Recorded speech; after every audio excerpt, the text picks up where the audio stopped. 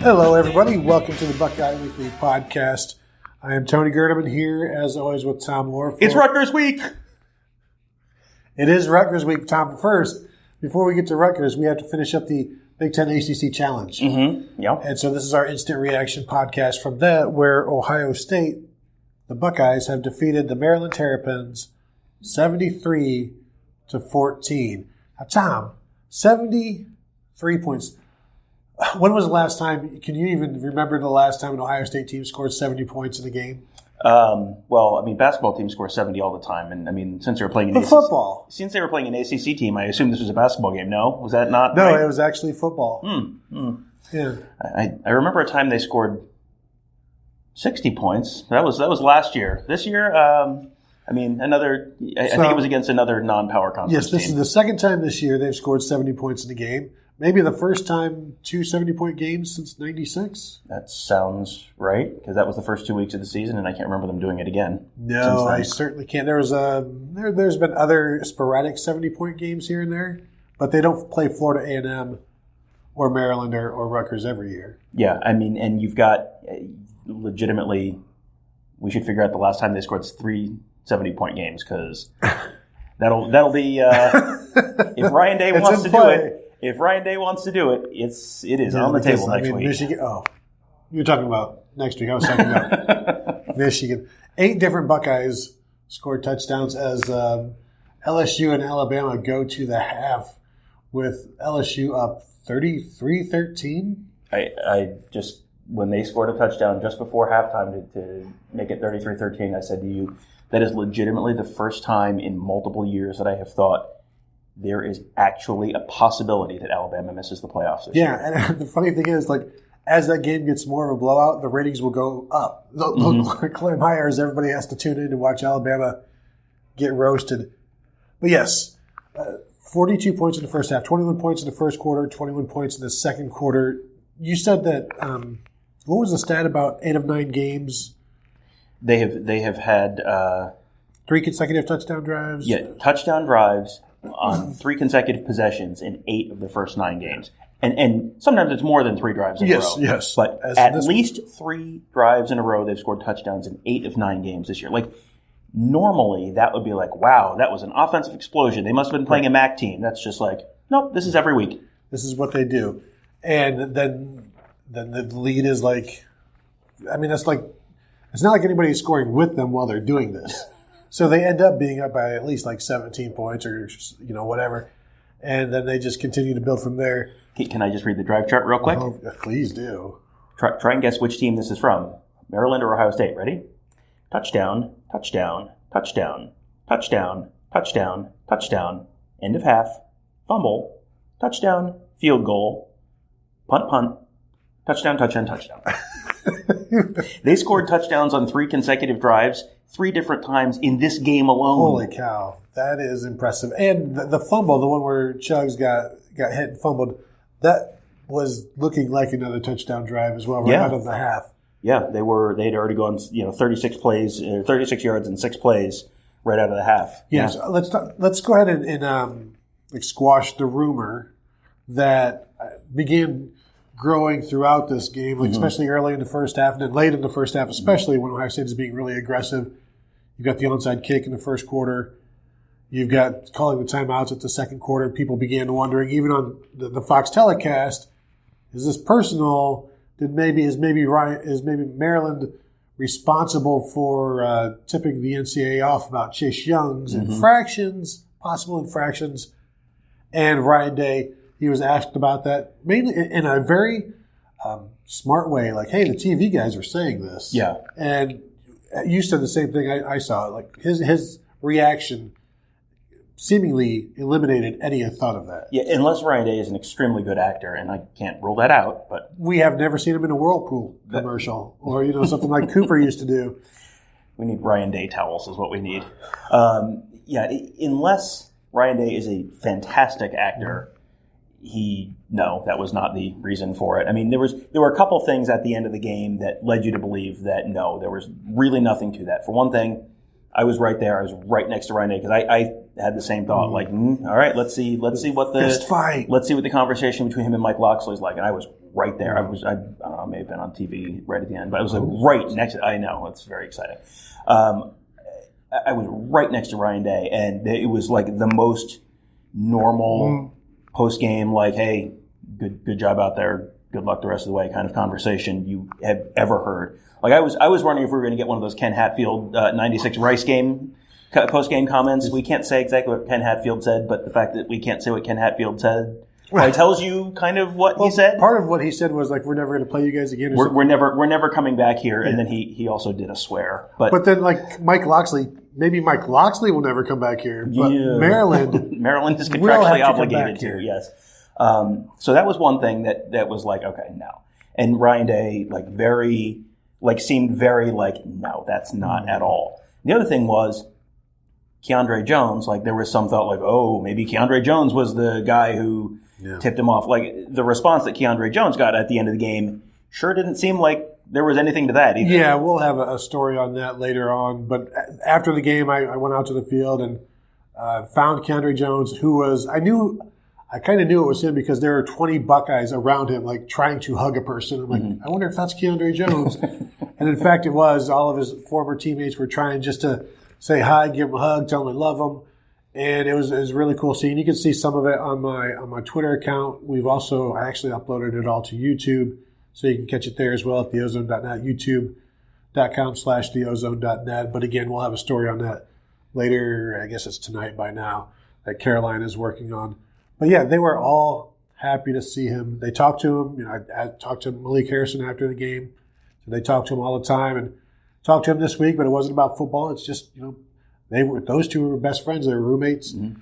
But so yeah, they were all happy and being around him. And then he's like, Keandre was like, hey, listen up.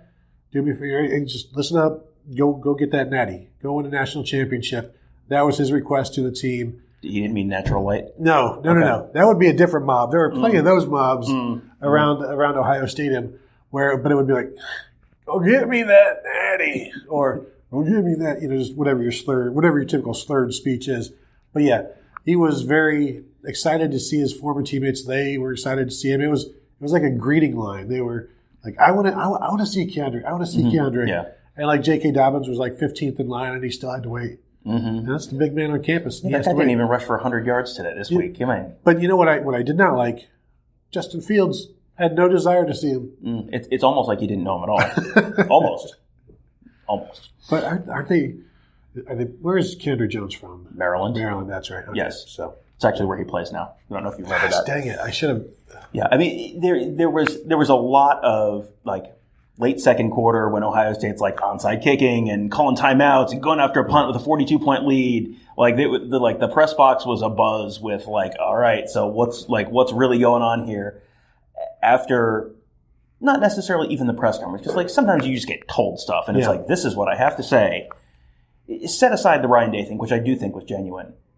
The Ryan Day, Mike Loxley conversation that I was privy to, the Keandre Jones conversations that you were privy to, like it seems like there's nothing there. Yeah, there was no underlying drama or tension, other than the scoreboard, man. But I don't know where to start with this. We wondered how much Justin Fields would play. It was one half, kind of what we thought, because it would get out of hand early, and boy did it. Mm-hmm. And it kept getting out of hand. And so the starters only played a half. Zach Harrison getting the start this week. I guess as we jump around, let's start with the defense. I talked to him afterwards. I asked him, when did you know you were going to start this week? And he said, when Coach Jay told me and Tyreek Smith to get out there. All right, well. But he did kind of have a good idea that he was going to start because he was running with the ones this week. And Ryan Day did say that Zach Harrison or Chase Young has been practicing. Yep. Will continue to practice. They had no further updates. Jerry Emig, Ohio State SID, began things by saying that the reports of Ohio State hoping for 4 games or thinking it would be 4 games that was mentioned by Kirk Herbstreit and then picked up by everybody as ESPN is reporting. Yeah. Ohio State has no timetable or hopes for any sort of number of games, so they're just in a wait-and-see mode right now. I mean, Ohio State probably hopes the answer is 1, but I don't know if that's going to be the they answer. don't even care. I don't After know if today, that's probably not an official hope, but after today, they don't even care. But Tyreek Smith, 2 sacks. Yep. Zach Harrison, 1 sack for those 2 starting defensive ends, a freshman and a sophomore. And Devon Hamilton, we talk about him every week, and we should. We should always continue to talk about him because that dude is a beast. Ryan Day had some good stuff to say about him, how he impacts the quarterback at a nose tackle because the quarterback is not looking downfield at coverages. He's sometimes looking straight ahead at Devon Hamilton. Well, when you've got someone coming like right up that A gap at you as a quarterback, that's just like your brain goes into fight or flight at that point. Like it's not like, oh, there's something in kind of my peripheral vision. Like, no, there is someone large coming very quickly at me right in my face, and that probably overwhelms the gross motor planning that it requires to throw a football accurately. Well, for some quarterbacks, that is their blind side. Yeah. Would you like to give some examples? No. Okay. I've deleted so many mean tweets about Rutgers quarterbacks over the past, many years where, you know what? These guys are people too. They don't deserve this. They kind of deserve it, but I feel bad being the one passing it along. A lot of interesting stuff today. I mean, you just talked about the defensive linemen, 5 sacks just among them, 7 sacks total for Ohio State today. I mean, they forcing fumbles. They had a two-way player for the first time since. Did Zach Boren ever play 2 ways in the same game, or was he? I don't know. It might be Chris Gamble is the first 2-way player in a game since Chris Gamble. That was Rashad Berry, who came to Ohio State as a defensive lineman, got moved to tight end.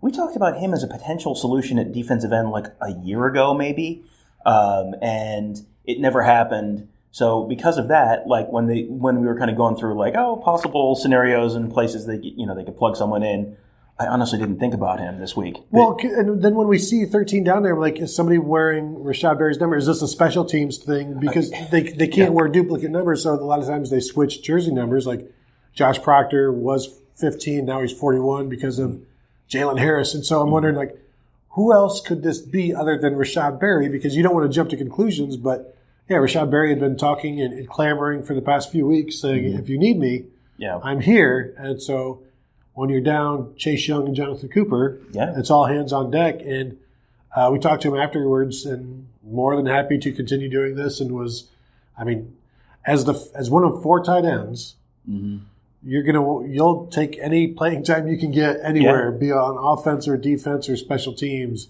And I would have liked to see them throw the ball to him down there, but you know what? Maybe you don't want to show everything. Yeah, I mean, the way they used him on defense was very smart because it wasn't like he was out there on first down. He was in that rushman package, which they use on 3rd and long when this is going to be a passing play. All you have to do is worry about getting to the quarterback. That's a place that you saw Zach Harrison in very early this year. It's a place where you saw them break in Tyreek Smith this time last year. And because there's not like a whole lot of responsibilities. It's just basically, hey, you're strong and fast. Go knock down that guy with the football. And I mean, this is the old Kirk Herbstreit cliche about pinning your ears back. Like you got one job. Like go get that quarterback. One job. And I mean, defensive end is a place where you can get on the field early. That rushman package is, I mean, we've seen it over the years. You kind of take those defensive tackles off the field and just put 4 defensive ends out there. Last year it was like 3 plus Draymond Jones, who was here today. I did. I saw him. It's funny. You see guys for years, and then as soon as they leave, they just like fly out of your brain. And I saw him on the field, and I'm looking at him. I'm like, where do I know him from? It took me a minute. So yes, but yeah. So the rushman package. Great place to break him in because it's just, there's a lot that goes into playing defensive line. If you can just be the fast athlete who goes out there and doesn't have to worry about like pass coverage or a very it's almost never going to be a run on 3rd and long. So it's just like you got one job. That's a great way to throw him out there and put him in a position to succeed. So Ohio State holds Maryland to 62 yards rushing, 77 yards passing. How much of that is in the fourth quarter? Like most, 140% of it. Yeah, most. The fourth quarter they rushed for 60 yards, And 62 yards of offense in the fourth quarter, 60 yards rushing. And they had two yards rushing in the first three quarters. Yes, they had the first quarter. Last year, Maryland had more than 200 yards of total offense in the first quarter and 17 points. Today, in the first quarter, 0 points, 1 yard. There was at one point early in the second quarter where they were averaging 3.6 inches per snap of the football. Seems bad. They're only averaging like this much of the football. Like it literally, they had 10 plays, they gained 1 yard. They literally would have needed at that rate 100 plays to get a first down. Oh my God, that sounds terrible. It seems, well, I mean, you were here. It was, not great out there. Indeed, I was. Anthony McFarland, Maryland running back, first three carries last year, I believe, went for 155 yards. Correct. And that was with the first carry going for a loss of 1. Correct, yes. First three carries today was 9 yards. 9 yards. And I believe the first carry may have gone for 9 yards. He had... It was like 7 yards, something like that. Yeah, his long, he rushed today 6 carries for 7 yards with a long of 9. Yeah, so I mean, you can do that math.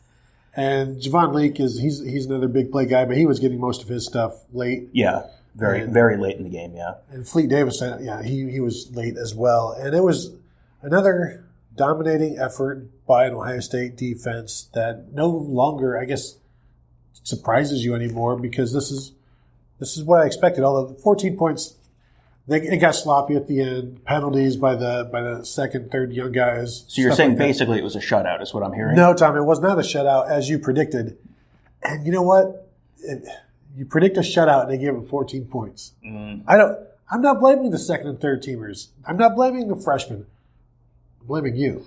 I mean, I wasn't the one who called 45 yards of penalties in the span of 3 plays. That was a drive. The first drive where they scored, Ohio State had them stopped. Zach Harrison had a sack on third down and then got up and flexed, and the official thought he was flexing over the quarterback. Did you talk to him? I talked to him about that. I did not. I just heard Ryan Day talk about it. But go ahead. What did Zach say? Well, so I said, what's the deal? Like, you can shrug, but you can't flex? You know, we saw shrugs for 6 years over here. Mm-hmm. And he said, no, the ref told him that he was looking at it from behind and thought he was flexing at the quarterback. And so then somebody else is like, so it was about flex placement? And so next time you have to flex somewhere else, place your flex somewhere else? He's like, I don't know. Maybe I shouldn't flex. They should write a specific rule about 15 yards for quarterback adjacent flexing. Yeah, like you really need to be out of like maybe a 9 square foot block. The 3 yard halo like they had for punts. Yeah. No celebration halo around any player with the ball or any player really. So the iconic picture of Zach Boren over Denard Robinson. Penalty. 15 yards. Yeah. No being happy on the football field. Not near another player. This is not what this is about. So that was 15 yards. That extended the drive. There were 2 more penalties in a row. It was, and like you said, it got sloppy. And there were like third teamers in for the bulk of the fourth quarter. I went down on the field a little early today and I was thinking like, oh, this is going to be great. We'll have like lots of chances to get shots of guys like Jamison Williams and stuff who we can, you always use more pictures of some of the young guys. It's like, no, those guys are already out of the game. Like, it's already the guys who are behind them on the depth chart. It's like, it's the beginning of the fourth quarter. Yeah, it's like 82. I'm like, 82, who is that? Oh, that's Walk-On Sam Wigloos. Mm-hmm. I have shots of him. I'm sure you do. And not nothing against him. And you're right. I mean, Jamison Williams was in there, him and Garrett Wilson. By the way, let's go ahead and talk about the offense now. I love watching Jamison Williams and Garrett Wilson out there together because every time Jamison Williams is even near the ball, you can see like lightning bolts coming down and something's going to happen. And it may be good and it may be bad, but it's going to be exciting. And sometimes he's all legs and he's running around, but it only takes like a little bit of room for him to get to top speed. And I'm looking forward to the next 2 or 3 years of him because he's even the little glimpses we get to watch, it's fun. Yeah. I mean, he reminds me of, you remember the Simpsons episode where they have like the mafia fighting the Yakuza outside the Simpsons house and Homer's looking at the one guy who's just standing there and he's like, that one guy's just standing there. He's going to do something great. And then as soon as Homer goes inside, you hear it. Hear explosions and people going flying through windows. And Homer's very upset about it. Yeah, exactly. And he is that. He is Maybe that's his name now. Yeah. One of our long-running references and jokes on this podcast is the time I was at Rutgers and missed getting video of two separate DeMario McCall touchdowns. It was fine. DeMario McCall's touchdowns one of them was towards me, one of them was away from me, so I was 1 from 2. But you got some nice video of DeMario McCall, so you're picking up the slack for me. I think we can finally put that ugly episode behind us and never speak of it again. Yeah, I did actually the 20-yard run from DeMario McCall. If you go to my Twitter account, you can see some video of it there. But by the time, if you're listening to this or downloading it, you're probably going to have to wade through a lot of crap, because I'm going to tweet. People follow you on Twitter. They know what the content is like. They know what to expect. If you guys have questions, we have a ton of questions in our queue already, but if you guys have questions, feel free to ask them if you are watching live on Facebook. We will answer those a little later on in the show. Chris Chugginoff, 8 for 11, 103 yards, a touchdown, a 35-yard completion. I believe that was to Garrett Wilson. He looks like he knows what he's doing, and he has looked like that for most of the season. And Ryan Day's calling pass plays. They're throwing it around with him. I like seeing that. They did want to work on that with them, they said after the game. Yeah, I mean, he is looking like before the year, it was just kind of like Justin Fields or bust. Yeah. And now it's like, they have a second option there that's like. What would the score have been today if Justin Fields didn't play? I don't know, honestly, that it would have been that different. I mean, maybe shave a touchdown or two off the first quarter, maybe. But then the starters probably staying a little longer in the second half, and so they there's score another 84? drive. Yeah, I mean, you probably end up somewhere in the 60s. I think so too. I mean, this was not a very good team. I don't know what you're basing that on, Mr. Hot Take. It seems like Chris Chugginoff can do all the stuff they need him to do. He doesn't have the arm strength that Justin Fields has. He doesn't have the mobility that Justin Fields has, but they have other ways to run the football other than the quarterback running it. And they have receivers who can make plays even if you don't hit them 60 yards downfield. I am to the point now where I think that they could beat several of the teams remaining on their schedule if Chris Chugginoff had to start the rest of the year. Well, because you're like, how much better could Minnesota quarterback Tanner Morgan be? I assume he is better. He's played really well this year. Mm-hmm. But Ohio State's body of the rest of their offense, the rest of their defense is better than Minnesota's. And if Minnesota is beating Penn State with Tanner Morgan in their offense, Minnesota's offensive line is not as good as Ohio State's offensive line. Minnesota's running backs are not as good as Ohio State's running backs. Minnesota's wide receivers are not as good as Ohio State's. We probably shouldn't talk about this. We shouldn't put it out there. But what I want to say is Chris Chugginoff has proven that he is a capable backup, and he's played well. And the touchdown throw to Garrett Wilson, 14 yards right down the sideline, was pretty. It was perfectly thrown. And Garrett Wilson in the corner of the end zone is as effective as anybody we've seen at Ohio State. Michael Thomas, like David Boston, those types of guys where he's going to get better, and he's not there yet. But those guys where the body control, you only need to put it just put it in a tiny little cabinet. Imagine a cabinet up there where only he can get to it. He can only get that can of corn, and he's really good with that. It's like when my kids are watching too much TV and we put the remote on top of the refrigerator so they can't do it anymore. Garrett Wilson can get up to the top of the refrigerator and get that remote. So Garrett Wilson can watch TV whenever he wants to. I think that's the lesson from today. Well, you know what, kids? He had a huge day and had one of his big plays got called back. He had 4 catches, 82 yards, a 35-yard long, 1 touchdown. He had another one that got called back on a holding call. Otherwise, it's probably 5 catches for 130 yards, 2 touchdowns. But it was a legit holding call on DeJuan Jones. Yes. Yep. But that was Chugs, right? Who threw that? I believe DeJuan Jones was on it, definitely. Yeah. And then Garrett Wilson ran under it, had to adjust a little bit, ran under it. He's got a sense for where the ball is and how to get to it while not losing any of his speed or his stride. He's really good. Well, and you look at him, and the only guy who had more receptions on the day was Chris Olave, 5 for 43 and a touchdown. Pretty quiet day. And you think about, only 1 touchdown, bum. You look at how far Chris Olave has come in the last year, and you project that type of growth forward for Garrett Wilson, and it's like, whoo-hoo. And then you got a whole bunch of guys coming. You got Jameson Williams. You got a whole bunch of guys coming next year who then can potentially be the 2017 Chris Olave. Then you saw Jeremy Ruckert today, 2 catches for 30 yards, getting some action, and he's only a sophomore. So the future is decent there. One of the things that I liked was the touchdown catch to KJ Hill. The touchdown throw, like the first one where he, I guess it would have been the only one to KJ Hill, but he motions in and motions back outside, and they throw it to him, and he races to the corner for the touchdown. The next possession, they run that same thing, but he's just a decoy, and they're waiting for Chris Olave to come around through the back of the end zone, and he's running this drag across the back of the end zone that seemed like it took like 17 seconds to develop, and then he just pops out, and it's like, I think it was Marcus Hartman who tweeted, like, you could have just pulled any of 20,000 people out of the stands and they could have made that throw. It was so wide open. The special teams, the onside kick, I loved it. It was perfect. Tom, you'd mentioned, like, why would you show that now? And Ryan Day said it was something they saw from Maryland. Matt Barnes, obviously familiar with the Maryland special teams and all of that. I agree. Why show it? But then if you're not going to do it any further than this, then it's okay to show it, because then other teams have to prepare for it. Like we mentioned, maybe it brings an up guy up further.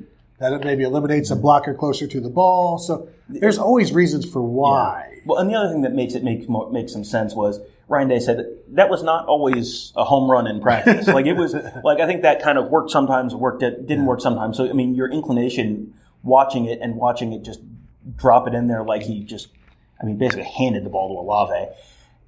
You watching that, it was like, why would you waste that? You have this perfect play. But if it's like, 60% of the time it works every time, one of those deals, like, you're not going to risk a 40% or 30% chance of failure against Penn State or Michigan or... So you're saying that play is called Sex Panther? I think we have a title for the episode. But yeah, you're right. It's one of those things you can risk here. And what he talked to the team about, Ryan Day, and he said this after the game, is when the team is facing adversity like they did this week, they respond to aggressive play calling. And he told the team all week, after that second touchdown, or the third drive, basically, or the third, at that point, we'll do it. And as long as things go well, we'll do it. And you see, then he also said the same thing about, you're saving the timeouts at the end. We're going to call timeouts and force that punt, try to get that punt. And they're just being aggressive. They're up 42-0, Tom, and I love this, because this is video game stuff. This is you playing video games, and he's calling timeouts to force a punt so that they can block it. Seven Banks missed it by a smidge. I've watched it 4 times. I still don't know how he missed it. Yeah. But you love to see that aggression, and it's rare that you can have that video game mentality, and then you've also got the video game score on the scoreboard, and the two things they did what they wanted to do.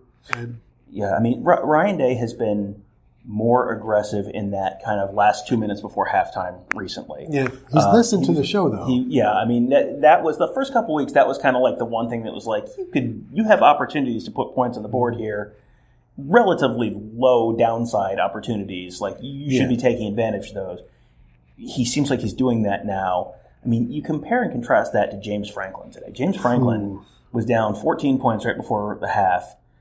Kicked a field goal from the 3 right at the end of the half. It was like he didn't have time. It was like the last play of the half. But you get the ball at the 3. You're down 14 points. Like, how many opportunities you're going to have within 3 yards of the end zone? Like, go. Try and do something there. He doesn't get it. They had a penalty on Minnesota, so it would have been at the 1.5 yard line. So it's like half as close as a 2-point conversion, which you're basically a 50-50 to make that. And he just, no, we'll take that 3 points. Guess what? They missed a 2-point conversion later. But if they had just kicked the PAT on that later touchdown, would have been 4-point loss, which, I mean, 4 points seems like the difference between a touchdown and a field goal. Like, maybe a little more aggression might have helped there. Well, and at that point, I think I said you almost hope they lose now, because you're coaching to lose. You're not coaching to win. And you see the result from it. And so once again, a team heading into Ohio Stadium. They're not going to be here next week, but they stumble like Wisconsin did and take some luster off of the game. And so you wanted to see Ohio State beat a number 3 Penn State to be able to jump back to number 1, assuming once LSU takes over. You're not going to have that. So we'll see. I mean, I guess you'll just have to be happy being number 2. If Ohio State wins out, it's fine. Like I Is it fine, Tom? I don't think it's going to make a material difference to Ohio State if they win out, if they are 1 or 2. I mean, it's just at that point, it's just where do you want to play? Yeah. Like, do you want to play in the Peach Bowl? Do you want to play in the Fiesta Bowl? That there will be a lot of wailing and gnashing of teeth if Ohio State falls behind LSU this week. Like, I mean, if LSU has a very good resume, if Ohio State had fallen behind Alabama, there would have been an argument like, all right, Ohio State has a much better body of work than Alabama this year. LSU, LSU's played a very good schedule. They've been very thorough. They've beaten everyone they've had to play.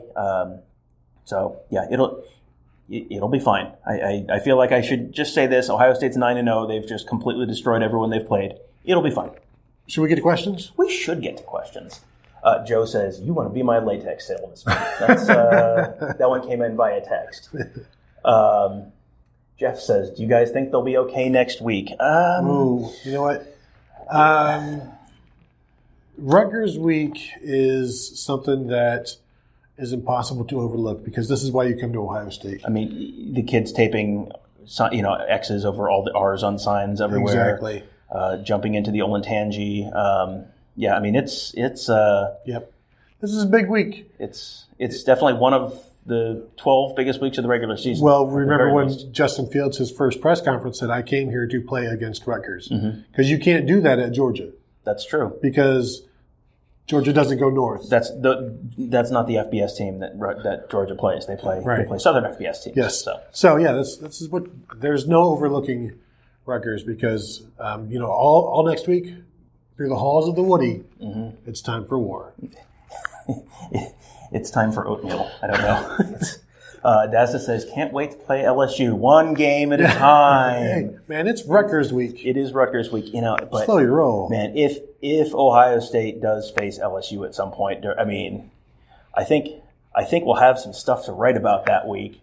Oh man, the battle for whose DBU is about the 17th most interesting possible angle that week. No kidding. That's I mean, we don't want to get ahead of ourselves, but that's that could be a thing. LSU still has to hold on through this blowout. Brad says he gets the impression that everyone knows Ohio State has talent through the roster and scoring while running off-tackle plays is just going to happen. He thinks, Brad says, in his opinion, Chase Young should be back before PSU.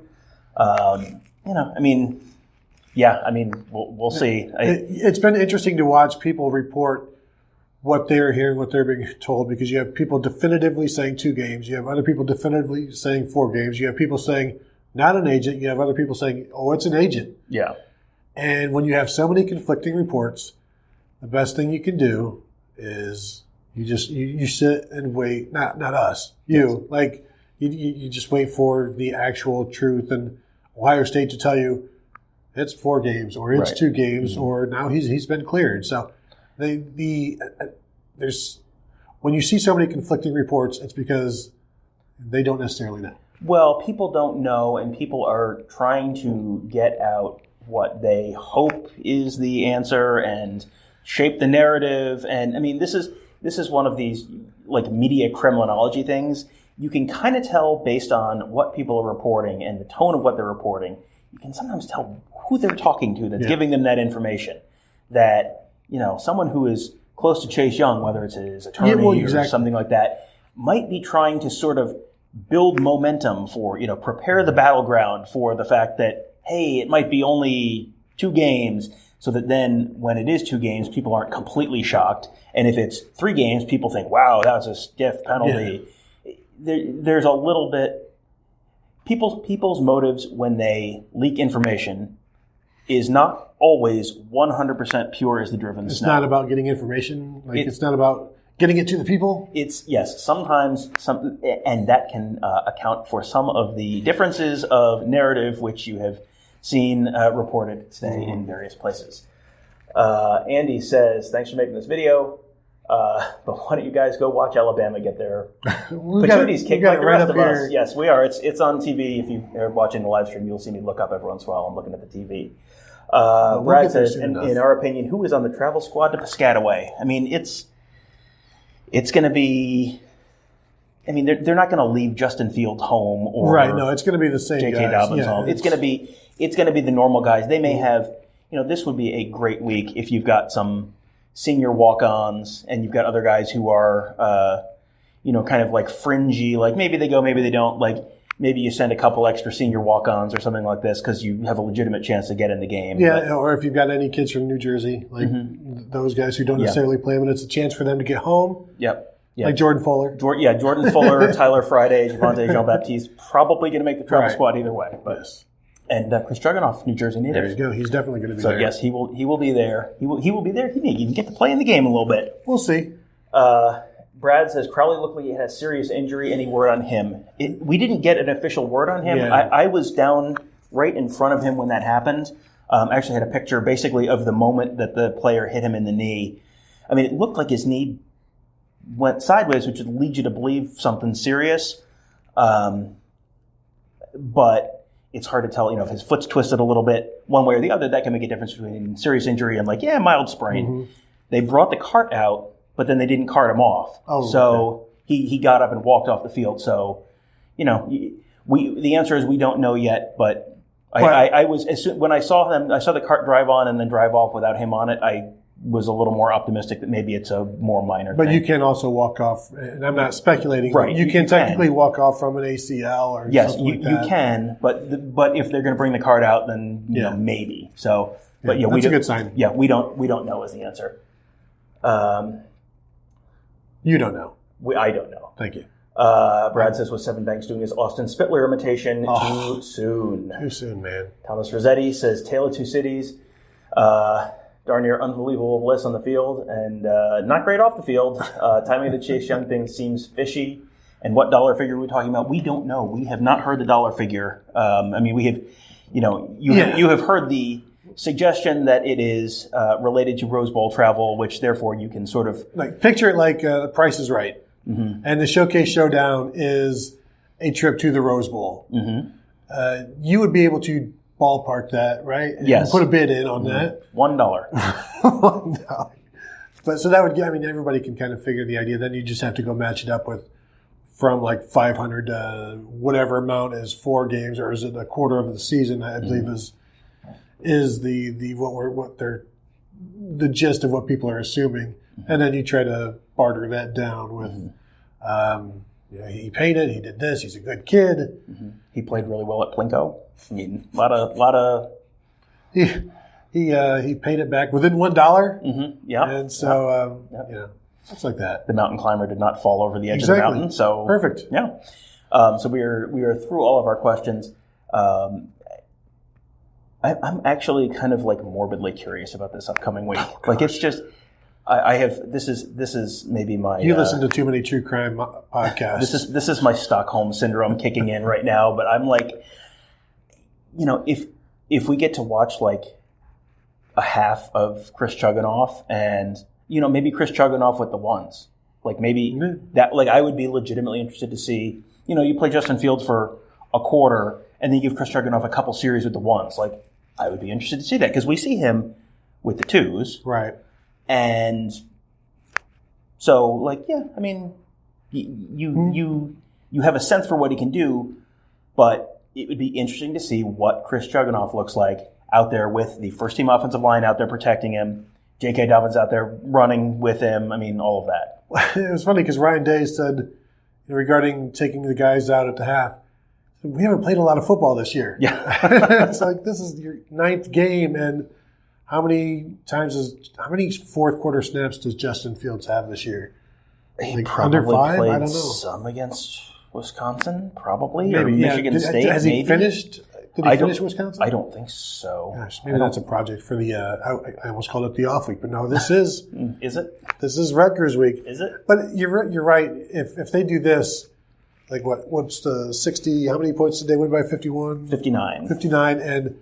Maryland beat Rutgers by Maryland 41? beat Rutgers, I think 48-7. So 41-7 or 48-7. So if you want to go transitive property here. Maryland is 41 points better than Rutgers, and Ohio State is 59 points better than Maryland. If I do the math correctly, Ohio State is 100 points better than Rutgers. Only if they don't try. Only if they ease off the gas at halftime, they're 100 points better. So than Vegas Rutgers. is like, if we put it at 70, I 70 mean, and a half. legitimately, this might be the biggest point spread of any conference game. No.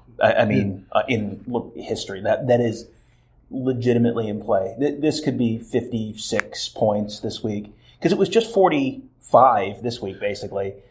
And Maryland's a substantially better team than Rutgers. Now, you got to remember, you get 3 points for playing at home. So, correct. So that maybe keeps it under 70. So, yeah, instead of 70 and a half, you go to like 67 and a half, something like that. Yeah. And the only way Ohio State doesn't cover that is if Ryan Day decides they don't want to cover that. Well, and you're right. And that's why you mentioned like playing Justin Fields just a quarter, maybe to keep things respectable, because it could really get out of hand if they wanted to. And even if they're not that they're not trying, because they're going to try. Right, but you can try. I mean, the players who are out there are always putting out 4 to 6 A to B, but there are players who can put out 4 to 6 A to B and achieve one level of results, and then there's the guys who are not quite as good as that, and then the guys that are not quite as good as that, and you're gonna see some walk-ons. You're gonna remember the Arrested Development. You're gonna get some hop-ons. Yeah, you're gonna see some walk-ons next week. It does get tough though, because you can only take so many guys. Right, and that's the issue with what's the travel squad? 70, 73, something like that. And you've got 85 scholarship guys, so you've already got younger guys. I mean, and you're not going to not send J.K. Dobbins, even if you're gonna, even if you're only gonna play him for 3 drives, like you're not gonna not send him. So yeah. You're right, Tom. It's going to be awesome. I can't wait. I love Rutgers Week. It's the best week of the year. They have songs about it. It's one of the weeks of the year. The thing though, they start playing Rutgers Week songs in like June at the stores, and it's like, can we please still just let us get to Florida Atlantic? We don't need to start singing the Rutgers songs just yet. Yeah, let us observe Labor Day before we start celebrating Rutgers season. All right, I think that should do it. Let's go watch some football. All right. So thank you all for watching. Thank you all for listening. Make sure to check out everything at theozone.net, because there's going to be a bunch of stuff. There's already a bunch of stuff from after the game. And there'll be more coming. There will be more coming, and not all of it will be about Rutgers. So some of it will be stuff you want to read. We'll try to stick to some of that, to just Maryland stuff and other things like that. So we will talk to you guys on Tuesday.